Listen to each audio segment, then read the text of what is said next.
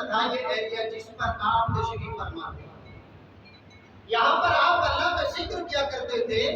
ہندو راجا کے سپاہی یہاں قریب آ کر سویا کرتے تھے. آپ اللہ کی بارگاہ میں سجدائیں لگاتے تھے. آپ اللہ کی بارگاہ میں التجائیں کیا کرتے تھے. آپ مسلمان کرنے کے لیے اور مسلمانوں کو سیدھے راستے پہ چلنے کے لیے اللہ کی بارگاہ میں سر و سجود ہو کر دعائیں کیا کرتے تھے. بلند آواز سے تلاوت قرآن پاک اور ذکر کلمت جوادہ اور ذکر قلبی کیا کرتے تھے. ان راجا کے سپاہیوں کو تکلیف تھی.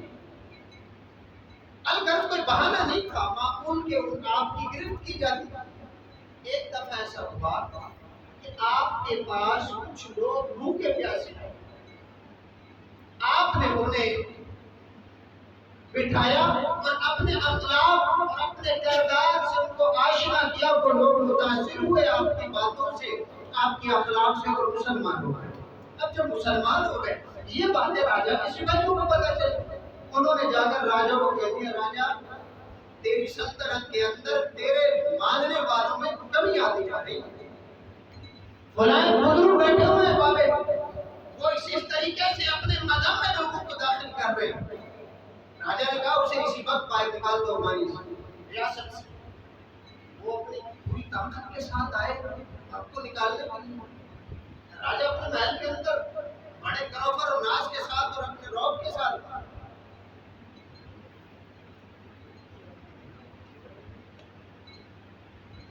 راجا اپنی مستی کے اندر تھا. ادھر داتا جی ہجویری رحمہ اللہ علیہ نے فرمایا کہ ہم آپ کا کوئی نقصان نہیں کریں گے, آپ کو پریشان ہونے کی ضرورت نہیں. ہم اللہ کی مخلوق کو اللہ سے ملانے کے لیے بیٹھے ہیں. کیا جملہ تھا؟ اللہ کی مخلوق کو اللہ سے ملانے کے لیے بیٹھے ہیں. جو لوگ اللہ سے دور ہو گئے ہم انہیں قریب کرنا چاہتے ہیں. جو اللہ کو بھول گئے ہم انہیں یاد دلانا چاہتے ہیں. اور جو جانتے تو ہیں لیکن قرب نہیں پا سکے ہم انہیں قرب کی منزلوں پہ بٹھانا چاہتے ہیں. ہمارا کوئی مقصد نہیں. آپ کی ریاست میں بادشاہت کرنا مقصد نہیں ہے. آپ کا راجا اور بادشاہوں سے ان کے سیٹ اور اقتدار کو چھیننا ارادہ نہیں ہے ہمارا. آج سیٹوں کے لیے تو بڑا تماشا ہو رہا ہے, ڈرامہ ہو رہا ہے, تباہیاں ہو رہی ہیں. امام ابو حنیفہ رحمہ اللہ علیہ نے قسم کھائی تھی کہ یہ اس مسند اقتدار پر کبھی نہیں بیٹھوں گا. بزرگوں کو جب وقت کے بادشاہ کہا کرتے نا کہ سیٹ پر آ جاؤ تو پاگل ہونے کا ڈرامہ کرتے تھے, اپنی جان چھڑا کے جنگلوں میں چلے جاتے تھے. پر آج اس سیٹ کے لیے کیا کچھ نہیں ہو رہا. وجہ یہ ہے کہ جتنی بڑی سیٹ کی ذمہ داری ہے اگر یہ لوگ اسے پورا کریں تو ان کا جسم پانی بن کے بہ جائے. لیکن وہ تو کرتے نہیں, وہ عیاشی کرتے. 3.5 کروڑ فری کے یونٹ استعمال کرتے اور کہتے نہیں بدماش ہیں ہم نہیں چھوڑیں گے مفت خوری. غریب تباہ ہو رہا ہے, مفت خوری نہیں چھوڑتے. 10,86,000 عام جج کی تنخواہ ہے, مفت خوری نہیں چھوڑتے. اور ہم بھی مقدمہ ان کے پاس لے کر ہم بھی کہتے ہیں جناب یہ مفت خوری چھوڑ دو. ارے تم مفت خور ہیں تو خود مفت کار ہے, ان سے ہی کہہ رہے ہو کہ یہ مفت خوری چھوڑ دو. کیسے چھوڑیں گے؟ نہیں چھوڑنا. تو پھر کیا حل ہے؟ حل یہ ہے جو بتانا چاہتا ہوں. حضور داتا جی ہجویری, حضور داتا گنج بخش رحمہ اللہ علیہ, آپ نے کشف المحجوب شریف میں ایک حکایت لکھی, بڑی کمال حکایت لکھی, وہ ذہن میں رکھیے گا. راجا کی بات مکمل ہو جائے.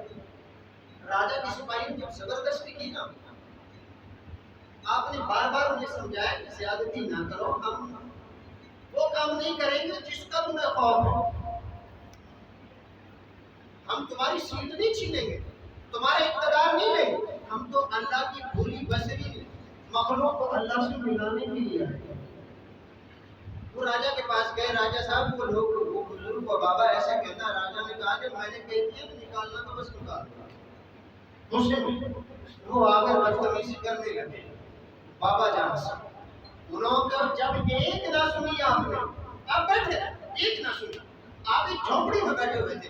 انہوں نے ایسا کیا کہ تیل منگایا, تیل آپ کی جھونپڑی کے گرد چھڑکا, آپ کی جھونپڑی پہ ڈالا اور آگ لگانا چاہا. آگ لگانا چاہیے. انہوں نے کتنی دفعہ کوشش کی آگ لگانے کی، نہ تو مٹی کے تیل میں آگ لگتی، نہ پیٹرول میں آگ لگتی، نہ ڈیزل میں آگ لگتی ہے۔ وہ ہار تک کے رہ گئے کہ یہ بن کیا رہا ہے۔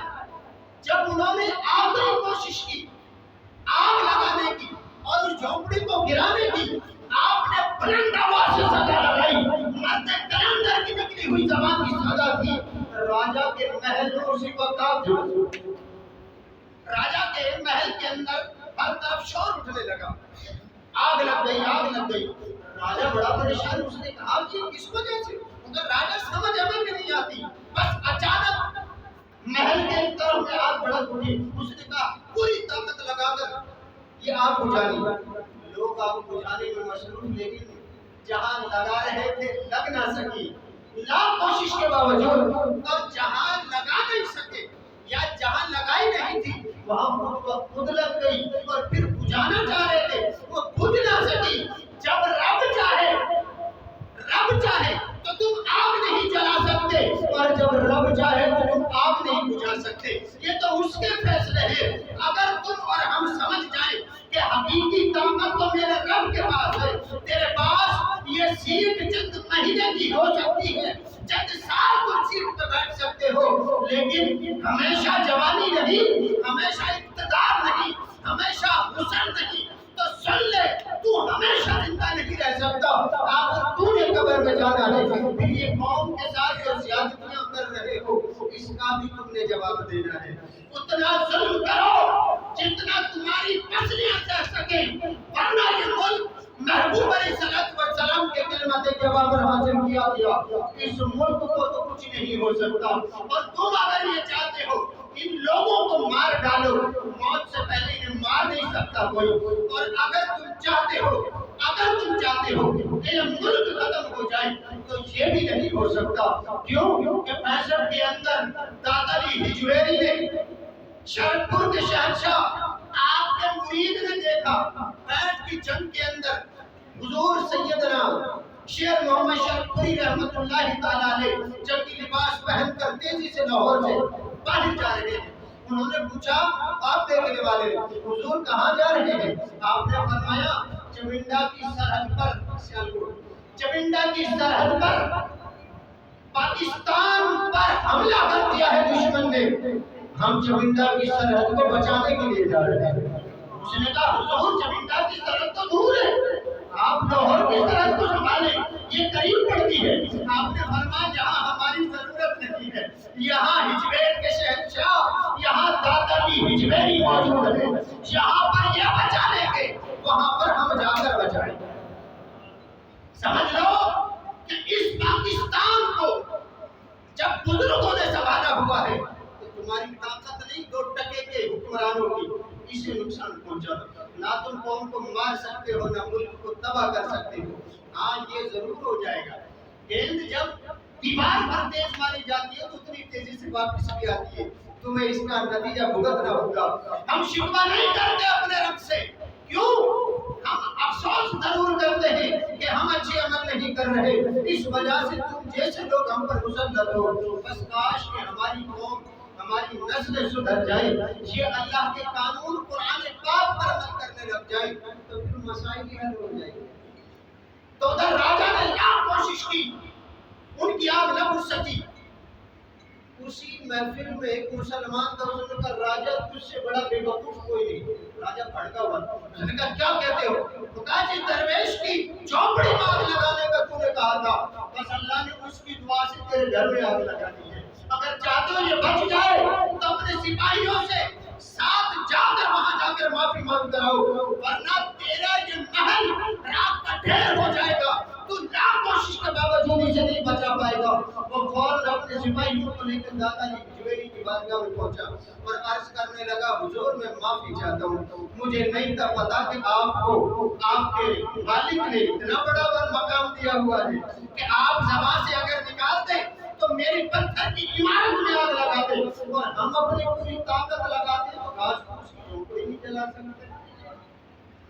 ہم سے آپ کی گھاس پھوس کی جھونپڑی نہیں جلتی اور آپ ہمارے پتھر کے محلوں کو جلا رہے ہیں۔ معاف کرتے ہمیں کہ وہ کلمہ پڑھا دے جس کلمے کی طاقت اتنی زیادہ ہے۔ اگر مسلمان اللہ کے کلام پر عمل کرے تو دشمن کتنا بھی طاقتور ہو، کتنا بھی طاقتور ہو، وہ آپ کے سامنے گردن جھکا دے گا۔ اور اگر آپ نے اللہ کے کلام اور اللہ کے اصولوں کو چھوڑ دیا، پھر دشمن آپ کو یہاں آ کر مارے گا۔ انہیں مارنے کی ضرورت کہ انہوں نے یہاں کے لوگوں نے فون کیا